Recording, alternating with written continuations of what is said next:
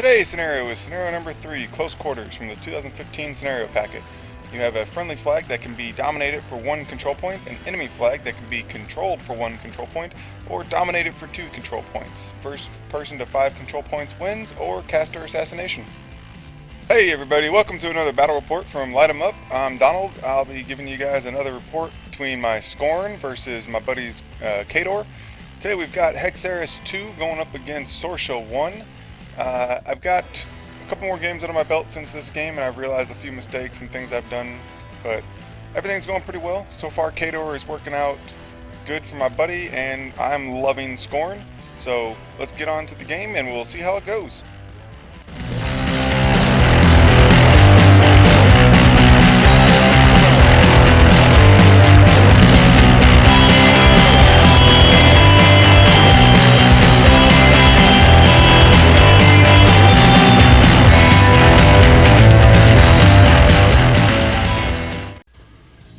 Alright, so I won the roll to go first and decided to go first, so my buddy went ahead and stuck me on the side of the forest that has that giant forest, the water and the obstruction in my way. He wanted that linear obstacle wall in the trench, so go ahead and get my deployment up here. I'm deploying relatively centrally with the Khador on my right flank and the incinerators, or incendiarii, on my left flank. The Khador there are basically just to jam, and then they have the blade shield, which makes them hard to shoot, so I'm actually really happy he's setting up his Winter Guard infantry just opposite of my Khador. He's setting up all of his stuff pretty much exactly central, and then I'll be setting up my Sentinel just there. Kind of going to have him there to protect my flag, basically, and then the Croak Raiders are going to go central to do their thing against whoever I can get them to attack. Alright, so moving into the first turn here, we're going to be I'm actually going to intentionally try to cut how far I go in my advance so that I don't just arbitrarily walk into his threat ranges.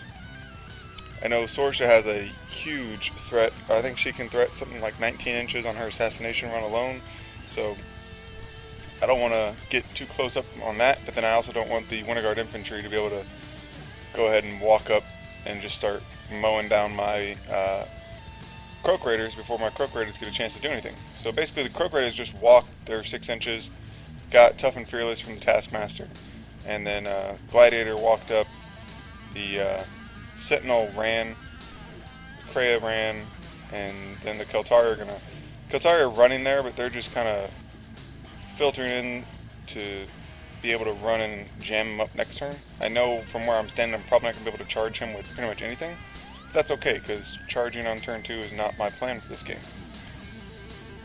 So on his turn, Sorscha's going to go and her jacks both run. She puts up Fog of War, and then Iris will be up there shooting down my Croak Raiders, which takes Ashen Veil off of them. Hexeris had put Ashen Veil on them, so. And then Balak will tough another one, and then that'll be it. So at the bottom there on the screen, you get the Great Bears running. Ion and Holt going stealth, which really doesn't matter for me because my main gun is the Sentinel, and I can give him eyeless sight if I want to. The Winter Guard are going to activate, and they're going to get a bob and weave order and walk, and then start taking some rocket shots, trying to get some good deviations. All of his deviations are pretty much as bad as they can be, 4s and 5s, so nothing good for him. And then Joey, Covenant Joe, is going to go ahead and give him Tough and Fearless. So under Fog of War and bob and weave, I think they're sitting at like armor 17, something like that. That's ridiculous, but. My Sentinel, I'm sorry guys, I'm a little stuffed up today if you can hear it in my voice.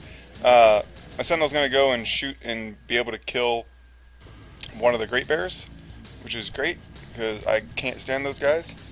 And then he got Far Strike from our Raider. And then the Khador are going to go ahead and run, and I probably should have ran them a little further last turn so that I could actually get in to jam him, but they're just there to die and give me souls, and so stop him from getting to my big heavy hitters. So the Keltar are out there, and my Croak Raiders are going to walk up, advance, and start throwing some oils and some darts. First one manages to actually hit Iris with an oil gourd directly, needing boxcars to hit. He rolled boxcars, so hey, good on that. That'll come in handy. The rest of them are oiling up Behemoth and shooting a couple darts into Behemoth. Overall, I'm going to set Behemoth on fire, but I'm only going to do like 6 damage to him. Not an awful lot, but getting that damage grid started. The first Incendiarii is going to take a shot at Iris and miss because of stealth. It'll deviate off of her and actually set her and Kel Balok on fire. So that's nice. And then the fire roll will actually kill her because of the boosted fire damage. So Kel Balok is sitting there on fire, and then the rest of my Incendiarii just shoot the Behemoth. So basically this turn I'm trying to get into a good position that I can, you see Hexeris moving up, I'm trying to get him into a good position that Sorscha can't wind rush, feet, charge, and just straight kill me.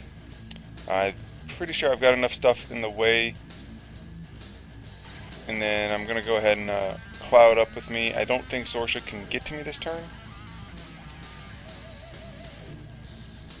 And just in case, I go ahead and move this Soul Ward into a spot to get some souls, and that'll be good. The fire ends up killing Kel Balok, and it goes out on Behemoth. So it's so far, I'm just doing all positioning. You know, the big thing about going up against Khador is they get their sprays, and the spray 8s with boosted attack rolls are pretty bad against, for me. So positioning your guys so that they can't get multiple guys, like 3 or 4 guys in a spray, is a big deal. Sorscha herself on her turn here, she upkept Fog of War for free because of Silas, and then goes ahead and icy grips the Croak Raiders, making them stationary. And then Ion and Holt are actually going to go and harm the Keltari for some reason, because defense or armor 14 isn't low enough, so she wants armor 12. At the top you got, who's that? Oh, that's Harlan Versh. He's going to go and he's going to kill 3 of my Croak Raiders. I made 1 tough, so one of my guys got to live, but 3 of them died. And then there's the Holt shot and the Anna shot. And the Winter Guard are going to go. They got boosted attack rolls from Covenant Joe, so they'll get to make boosted attack rolls this turn, which I am not all that sad about, because that means they're not tough this turn. And he's basically feeding me the entire Winter Guard unit, which is nice. So he's going to take some shots here. The rockets are actually going to go and hit directly and kill one of my Incendiarii. And a couple other rockets are going to deviate, doing really nothing. And then he's going to start taking sprays with the guys that are a lot closer once we get that spray template out. So the most he's getting here is he's getting 2 guys at a time, which is good, because 2 guys at a time is a lot better than 3 or 4. You'll see my Soul Ward collecting souls. He ends up killing, I believe, 3 Keltari, and then one of the Croak Raider that was right there. And then he gets a lucky, he's going to go ahead and shoot the Soul Ward with the spray, and rolls exactly enough damage to kill him even with the soul armor. But hey, stuff happens. There goes the last Keltari, that'll die from them. And then defense 15 Keltari are pretty good because of the blade shield. So after that, Behemoth is going to go and he's going to take a couple shots into my Incendiarii. Both of his shots actually end up leaving my Incendiarii on 1 hit point, which is nice, because 2 shots from him probably should have killed me. On 3 hit points. And then the Spriggan is going to go and shoot and actually leave me on 1 hit point. So that Incendiarii leader took 7 points of damage from 3 jack gunshots, which is, I don't know, it's probably above average, or below average damage for him, which sucks, but hey, it makes me feel good. After that, the Great Bears down at the bottom are going to go ahead and they're going to get their charge order. He's trying to see how deep he can go. He wanted to try to kill that Agonizer, but he didn't think he could get there without taking at least 1 or 2 free strikes. So we went ahead and charged my Keltari instead and killed 2 of them. Which is good for me because that Agonizer is going to come in handy. So I'm going to go in the tank for a little bit. Considering how I'm going to go ahead and do this, because the Winter Guard is sitting at like defense 16, or I think, yeah, defense 16 under Bob and Weave order and Fog of War. I need to get close enough. I want to get up to the flag so that I can start scoring this turn. And then I also want to take out as much of his infantry as I can with my feet.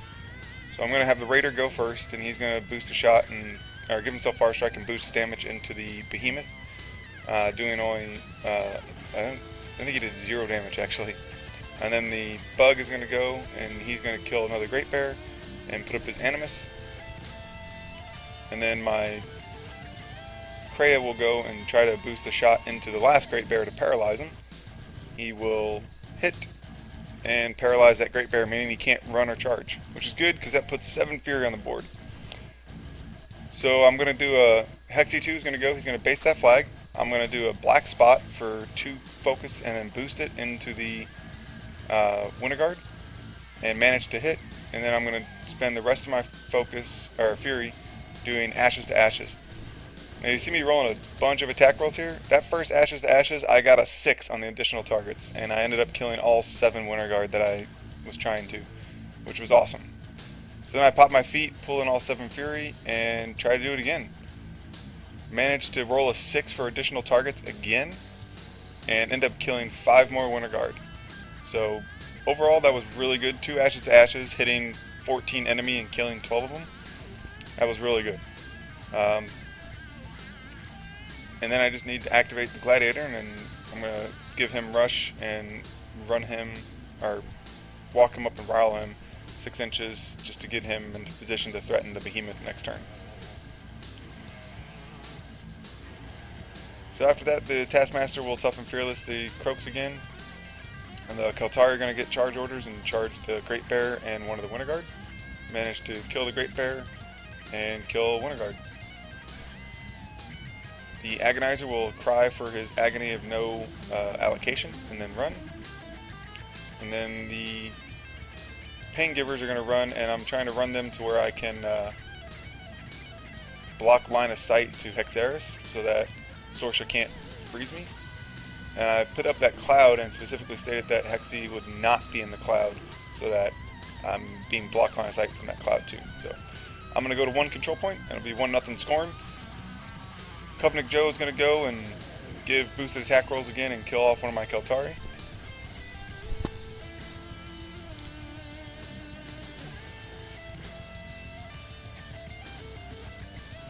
Ayana and Holt are going to harm the Agonizer after he decides exactly what he needs to happen there. So Ayana's going to go ahead and harm the Agonizer here. Then Holt's going to take 2 gunshots into him, and his second shot will manage to kill him to the point. So that's good for him. And then the Winter Guard are going to activate. The 2 of them that are left are going to take some gunshots here, manage to kill my Incendiary Eye that was left on 1 hit point, and miss. I think he missed, or he didn't. No, he didn't break armor on the Croak Raider. So after that, Behemoth's going to take a couple shots into the Gladiator, but since he didn't have any focus, he really can't do anything to boost, so the Gladiator is just taking a little bit of plinking damage. I think both gunshots managed to do 5 points of damage. Harlan Versh, the illuminated one, is going to take a couple gunshots into my Incendiary Eye, but miss his second shot.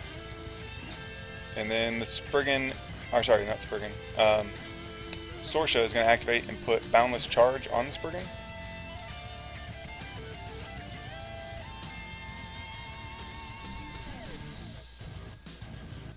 She just took a gunshot at a Croak Raider and ended up missing the gunshot. So she's going to sit there and camp a couple right next to the Behemoth while the Spriggan goes off and charges my Gladiator and manages to do a couple more points of damage, but with no focus. I mean, he can only do the 2 attacks and then he's done. After that, Silas and Reinhold are going to run up to be annoying, and then we're on to my turn. So it's 2-0 Skorne because he was unable to contest my flag. And I'm trying to see if there's any way that I can kill Sorscha this turn.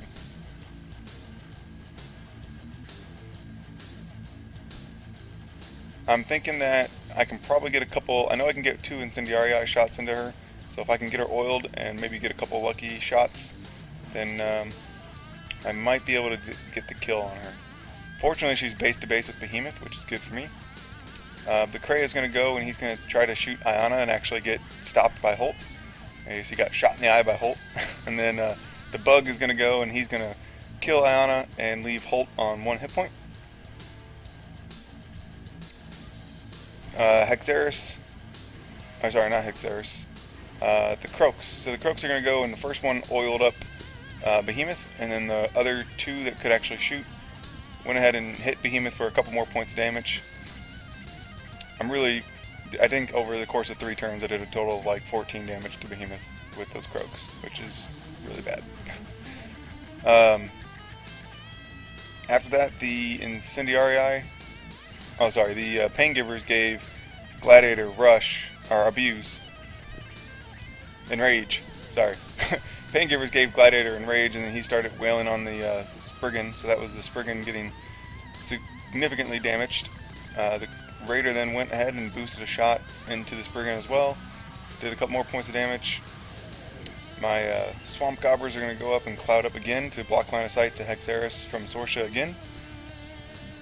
The Keltari are going to get charge orders and run orders and end up missing the attack on Holt.